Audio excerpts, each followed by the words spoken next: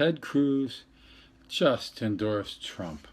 That's a headline from WND.com. Joseph Farah. I've been waiting for this. He just came up with it. I've been waiting to see what Joseph Farah would do because I generally agree with WND, but back in 2012, I wrote an editorial against Joseph Farah's decision wherein he says we should support Mitt Romney. I said no, because Mitt Romney was not conservative enough. Trump, on the other hand, is extremely conservative, and it's people like Ted Cruz who try to get people believing that Trump is not. Now, I'm going to read a few highlights from this, and it opens with something that I share. Ted Cruz was my pick over Donald Trump originally. I was wrong. A lot of people were wrong, but some people admit it, and other people don't.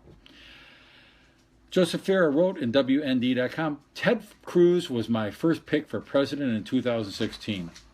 When it became clear that Donald Trump was going to win the nomination, I enthusiastically endorsed him. Why? Because, as Ted Cruz made perfectly clear in his speech Wednesday night, beating Hillary Clinton is vitally necessary for the future of this country. I know that. Ted Cruz knows that. In 2012, Ted Cruz endorsed Mitt Romney for president, for heaven's sake. You could criticize Donald Trump's positions on certain issues. He's not perfect, of course. But then, which candidate for president ever has been perfect? Even Ronald Reagan. For me, the question becomes in 2016, is Donald Trump better than Mitt Romney was in 2012? The answer is a resounding yes. It's not even a close call. Donald Trump has been unambiguously right on the central issues of America that we've been facing since, well, for a decade, it says here. Number one, he opposes Obamacare and centralized socialized health care. Number two, he opposes controlling our borders and enforcing our immigration laws. I mean, he supports them, rather. I read that wrong. Donald Trump supports controlling our borders and enforcing immigration laws. Donald Trump supports cutting taxes. Donald Trump opposes globalization.